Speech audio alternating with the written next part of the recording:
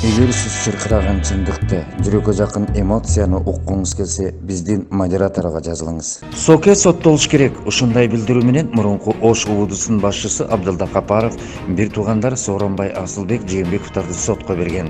Анын айтуусунда бир тууган Жээнбековдор 2010-жылдын май-июнь окуяларында элге таратылуучу мишоттолгон акчаларды кымырып алышкан. Өз көзү менен көргөндө беттирмачылык менен танган ага энелер Абдылда Капаровду кейстирип жиберишкен. Жакында сот процесси жүрүп, ага Жээнбековдор келген эмес. Сот мурунку чечимди күчүнө калтырып, Жээнбековдордун пайдасына чечкен. Эмки кийинки соттук процессинде турат. Абдылда Капаровдун кебинде Жээнбековдор бийликте туруп, эч кимге жардам көрсөткөн эмес. Көрсөткөндү да билишпейт. Булардын пейлинде кекчилдик, өч алуу өөрчүп кеткен. Шайлоо бүтөөрү менен кымбатчылык күч алды. Учкундан жалын тутанат болуп, Садыр Жапаровду шайлагандардын көпчүлүгүн социалдык маселелерге нааразы шайлоочулар шайлаганы маалым. Жалпы шайлоочунун 27%-ын аталган талапкерге өз добушун берген. Шайлоо учурунда бардык азык-түлүк продукциянын баасы 30%га чейин асман чапсыса, эми каякта евро бензин аталып, мунай заттын баасы да 40%га көтөрүлгөн турат. 35 сомдук бензин баасына да 15 сом кошулат деген сөздөр чыкты. Ал андан кымбаттаса, эми Бишкек мэриясы маршруттук 10 сомдук жол кирени 50%га көтөрүүнү көздөп, ага 5 сом кошмокчу болду. Демек маршруттук жол кире 15 сом болот, ал эми күндөлүк продукцияларга күнүгө баа кошулуп жатканын көзөмөлдөгөн бийлик жоктой.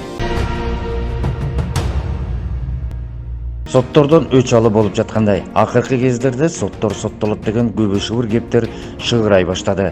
Кыргыз Республикасынын Жогорку Кеңешинин 4 жолку депутаты Исхак Масалиевдин баа берүүсүндө учурдагы соттордун төбөлдөрүнө кылмыш иши козголуусу өч алууну көрсөтүп бараткандай, көрсөткүч болгондой. Сотторго дагы сот чечими чекит коет. Исхак Масалиевдин айтуусунда козголгон кылмыш иши шектүү жагын гана карайт. Төрүгө баарын далилдеп сот көзгөзөт. Эгерде төрүгө далилдей алса, далил жок камап коюу туура эмес экендигин айтып өткөн. Соттун соттолугу менен адам соттолду болот дейт. Көп жолку эл өкүлү.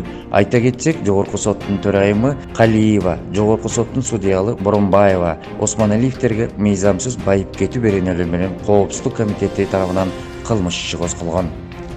Ташиев эмес, Садыр эмес, булар Атамбаев эмес. Алла Тааланы деле алдап жүрбөдү.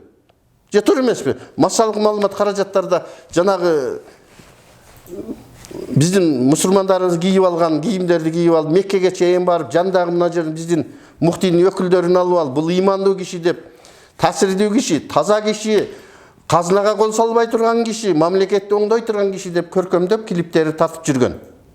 Азыркы мезгилде ошол молдолору, бакчылары Садыр менен камчыны окуп атат дейт. Балким кече жакындагы камчы Ташиевдин кулаганындагы ошолордун таасиринин күчтүүлүгүдүр. Эгер сиз чыркыраган чындыкты, жүрөккө жакын эмоцияны уккуңуз келсе, биздин модераторго жазылыңыз.